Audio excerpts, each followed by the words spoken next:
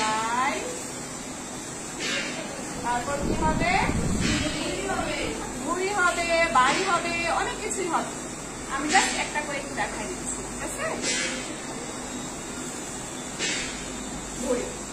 এখন যদি আমি বলি এ বি দিয়ে কি হবে, এবিসিডিও তো আছে তাই না, এবিসিডিও তো ড্রয়িং করা যায়, দেখা যাক না কি হয়।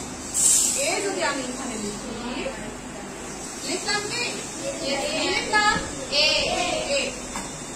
এর এখন এই অংশটাকে একটু ডিজাইন করে দিয়ে করে দিয়ে কি হলো, বাড়তে গ্যাপ তাই না, দেখো ছোট ছোট বেবিগুলো কি, 1 1টাকে এখন কি করবো,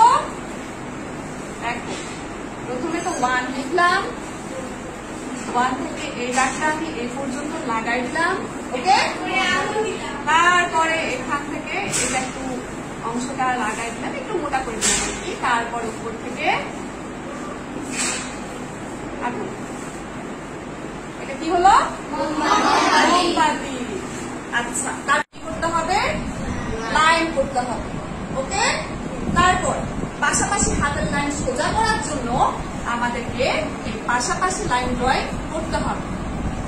কি করতে হবে, পাশাপাশি লাইন ড্রয়িং করতে হবে, এটা দুটাই স্টেপ গেল। তারপরে যদি আমি বলি, সেই ক্ষেত্রে আমাদের যে বাংলা খাতা আছে, আমি সেটার মধ্যে তোমাদেরকে কিছু এরকম মনে করো, এটা আমার বাংলার লাইন, ঠিক আছে, বাংলা খাতার লাইন। এখানে আমি প্রথমে তোমাদেরকে এইভাবে স্টেপ লম্বা লম্বা একদম ডট ডট দেওয়া শেখাবো, ঠিক আছে, লম্বা টান দেওয়া শেখাবো, যেন তোমাদের আকার বিশিকার এগুলোতে কোনো সমস্যা না হয়।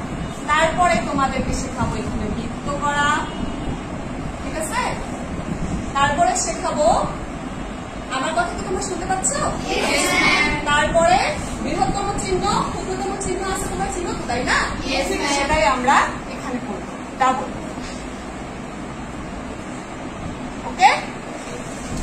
এরকম আরো কিছু গাণিতিক বা চিহ্ন আছে যেগুলি কিনা হচ্ছে আমাদের হাতের লেখা টেস্ট করার জন্য উপযোগী। আমি আর বেশিতে গেলাম না, শর্টকাটে এখন যদি বলি, এখান থেকে আমরা শেখার পর যখন স্বরে ও শিখবো, আমরা শুরু থেকে হাতের লেখা ভালো করার জন্য তো অবশ্যই স্বরবর্ণ শিখতে হবে, ব্যঞ্জন বর্ণ শিখতে হবে, সেই স্বরে ও শেখার জন্য তখন কিন্তু এই যে আরো একটা এখানে যে লাইন ড্রয়িং, এটা আমি এই যে যেটা এখানে করলাম, এটা তো আমরা বড়ভাবে করলাম, এখানেও আমরা সেই সেম জিনিসটাই করবো। এই যে আমরা এখানে মাত্রাটা করলাম, সেই মাত্রাটা কিন্তু এখন আমার স্বরবর্ণ লেখার সময় কাজে আসবে কিনা, আসবে। আচ্ছা, এখন আমি এখানে স্বরবর্ণ লেখার জন্য এখানে আমি মাত্রা দিয়ে দিই, ঠিক আছে। আমরা এখানে পিক্ত করা শিখছি না, এখন স্বরেও তো পিক্ত গোলের মতোই তাই না।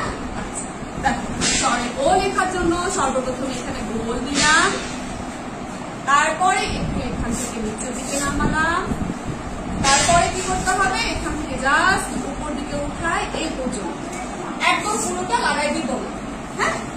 তারপরে এই যে লেস দেন গ্রেটার দেনের যে কাজগুলি কিছুটা দানা দেওয়া দিয়ে গেছে, আরো কিছু অংশ আছে যেটি আমি দেখাচ্ছি না এখন, সেক্ষেত্রে আমরা এখান থেকে এই যে উপরে ভিড়ের মধ্যে করে উপরে উঠাই, সরি ও লেখার জন্য, ঠিক আছে।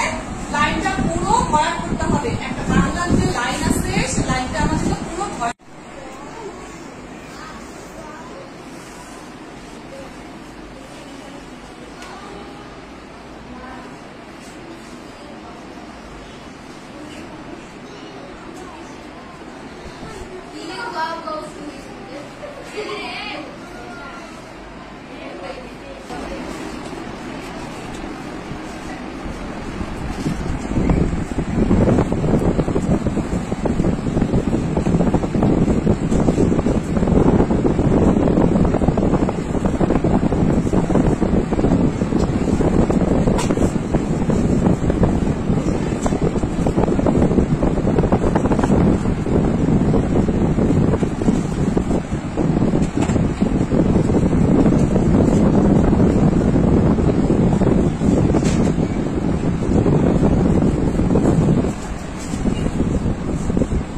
ম্যাডামের জন্য তালি হবে না।